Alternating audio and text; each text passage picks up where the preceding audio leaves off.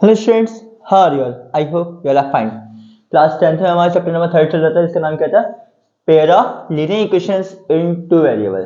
To मतलब two variable वाली linear equations का पेयर पे डिस्कशन चल रहा था, जिसका हमने इंट्रोडक्शन वीडियो आपको लास्ट वीडियो में टोटली इंट्रोडक्शन देते थे। बस एक पॉइंट रह गया था, जिसके लिए हमने आपसे बोला था कि नहीं, 3 पॉइंट्स आ गए थे। एक हमने आपसे कहा था कि बिना ग्राफ ड्रॉ किए हम ये बता सकते हैं, मतलब आप ये बता पाएंगे कि दोनों इक्वेशन को देखते ही बिना ग्राफ ड्रॉ किए ये बता सकेंगे कि ये इक्वेशन कैसी है, नो सॉल्यूशन, इसका कोई सॉल्यूशन नहीं है, यूनिक सॉल्यूशन है, या फिर इनफाइनाइट सॉल्यूशन है, या फिर और पैरेलल इसके जो ग्राफ आएंगे उसके स्ट्रेट लाइन कैसे आएंगे, पैरेलल आएंगी, इंटरसेक्टिंग आएंगी, या फिर कॉन्साइड आएंगे, ठीक है, कॉन्सिडेंट आएंगे, और कंसिस्टेंट है या इनकंसिस्टेंट है। उसके लिए एक सिंपल तरीका है। पहले हम क्या करते हैं, दोनों इक्वेशंस लिख लेते हैं। a1x + b1y = c। ये तो आपने उसमें इंट्रोडक्शन वीडियो में देख लिया था। दोनों इक्वेशन लिखी हमने पहले, L1 L2 मतलब लाइन फर्स्ट लाइन सेकंड, ठीक है। इक्वेशन फर्स्ट इक्वेशन सेकंड से जो स्ट्रेट लाइन आती है उसको हम लाइन को L ले लिया इन शॉर्ट।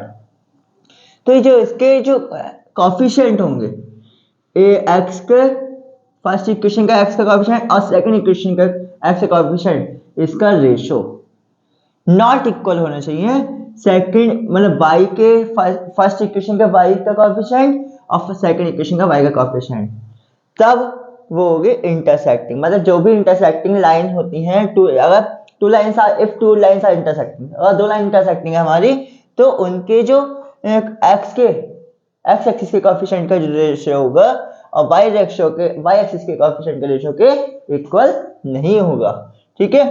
तब उस केस में हम कह सकते हैं इंटरसेक्टिंग लाइन है।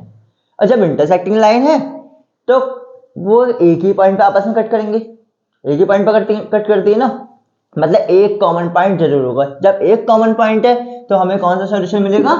Unique solution. ये बात प्रीवियस वीडियो में बहुत अच्छे से देखी थी हमने, ठीक है। और जब यूनिक सॉल्यूशन होता है तो वो कौन सी इक्वेशन कहलाती है हमारी, या कौन सी लाइन कहलाती है? कंसिस्टेंट, ठीक है। और अगर ऐसा हो जाए कि एक्स के जो कॉफिशिएंट है दोनों इक्वेशन के, उनका रेशियो, y के कॉफिशिएंट है उनका रेशियो, और कांस्टेंट है उनका रेशियो, तीनों ही इक्वल हो जाए, तब वो कहलाएंगे हमारे कोइंसिडेंट। मतलब एक लाइन और दूसरी लाइन भी, दोनों एक लाइन और दूसरी लाइन दोनों एक के ऊपर एक आए, ठीक है। तब इस केस में हम कहेंगे कोइंसिडेंट लाइन, तीनों रेशियो हमारे इक्वल है। मतलब ग्राफ ड्रॉ करने की जरूरत नहीं है। अगर क्वेश्चन कहेगा ग्राफ ड्रॉ करो तब हम ग्राफ ड्रॉ करेंगे, अदरवाइज बिना ग्राफ ड्रॉ करे भी हम इस मेथड से बता सकते हैं कि इसके इनफाइनाइट सॉल्यूशन होंगे या यूनिक सॉल्यूशन होंगे। अगर तीनों के रेशियोस इक्वल हैं तो हम कह सकते हैं ये क्या है? कोइंसिडेंट लाइन या इनफाइनाइट सॉल्यूशन होंगे इसके। और अगर दोनों के रेशियो इक्वल नहीं है, फर्स्ट दो के इक्वल नहीं है, तीसरे की तो बात ही नहीं करेंगे, ठीक है। अगर फर्स्ट एक्स के और वाई के रेशियो इक्वल नहीं है तो फिर हम कांस्टेंट की बात नहीं करेंगे, ठीक है। और तीनों का रेशियो इक्वल है तब हम बात करेंगे कॉन्सिडेंट, और कौन सी कहलाएगी? कंसिस्टेंट। ये बात तो कंसिस्टेंट है या नहीं है इसका पता तो हम किससे लगाएंगे? इसके सॉल्यूशन से। यूनिक सॉल्यूशन है या इनफाइनाइट सॉल्यूशन, दोनों ही केस में हमारे क्या होता है? कंसिस्टेंट, ठीक है। और मतलब कंसिस्ट कर लेते हैं, ऐसे इक्वेशन को मान लिया जाता है, ठीक है। और अगर यूनिक है या इनफाइनाइट है वो कैसे पता चलेगा? लाइन इंटरसेक्टिंग है या एक कंसिडेंट है। मतलब अगर इंटरसेक्टिंग है तो यूनिक सॉल्यूशन है, एक ही सॉल्यूशन मिलेगा, एक ही जगह पर मिलेंगे। और अगर कॉन्सिडेंट है तो एक के ऊपर एक, मतलब same solution, common solution infinite मिलेंगे, ठीक है। जो सॉल्यूशन पहली लाइन के हैं वही सॉल्यूशन दूसरी लाइन के होंगे, तो वो होगा इनफाइनाइट कॉमन सॉल्यूशन। कॉमन नहीं भी लिखेंगे तब भी कोई इशू नहीं है, ठीक है, बट समझने के लिए हमें कॉमन वर्ड यूज करना पड़ेगा। और अगर इंटरसेक्टिंग है तो एक पॉइंट कॉमन 100% होगा। तीसरी बात, अगर दो एक्स के कॉफिशिएंट और वाई के कॉफिशिएंट तो चलो इक्वल है, ठीक है, लेकिन कांस्टेंट के इक्वल नहीं है, तो ऐसी लाइन को हम कहेंगे इसके पैरेलल लाइंस, ठीक है। इसका कोई सॉल्यूशन ही नहीं मिलेगा क्योंकि एक्स और वाई एक्सिस पर तो इक्वल है, तो फिर वो क्या होगा? आपस में कट हो जाएंगे, ठीक। जैसे मैंने मान लिया 2x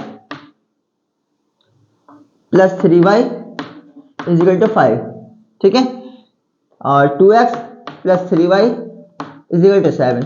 दोनों लाइन अलग अलग है क्योंकि यहाँ पे कांस्टेंट अलग अलग है, लेकिन जब मैं इसको x को सॉल्व करूंगा, अभी आगे हम आपको एक इसका सब्स्टिट्यूशन मेथड और एलिमिनेशन मेथड बताने वाले थे।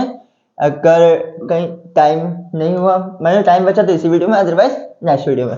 तो कंसिस्टेंट, तो उसमें सब्स्टिट्यूशन मेथड या एलिमिनेशन मेथड की हेल्प से जब हम इसमें x की वैल्यू फाइंड आउट करते हैं, तो यहाँ पर या x और y की सेम डाल देखते हैं और ये कैंसिल हो जाएंगे, 0 आ जाएगा, इजिकल टू हो जाएगा 12 माइनस का 2, जो कि पॉसिबल नहीं। 0 इक्वल होगा -2 क्या, कोई सॉल्यूशन ही नहीं है इसका, मतलब नो सॉल्यूशन। ठीक है, तो जब सॉल्यूशन ही नहीं है तो ऐसे को हम कंसिस्ट नहीं करेंगे, वो होगा इनकंसिस्टेंट। ठीक है, अगर समझ में आ रहा है तो चैनल को लाइक सब्सक्राइब शेयर करना ना भूलें, और मेथड अच्छा लग रहा है तो चैनल को सब्सक्राइब और शेयर करना। और अगर कोई भी कंफ्यूजन है, then you can ask any time free of cost by comment box and by chat box. Also comment box आप जानते हैं वीडियो के नीचे होता है, और चैट बॉक्स क्या होता है 9997651189, और WhatsApp number 24 hours present for all of you. Okay, फिलहाल इसे नोट करना चाहे नोट कर सकते हैं, बाकी आगे देखते हैं, टाइम बचा है तो आगे बात करते हैं, अदरवाइज नेक्स्ट वीडियो में।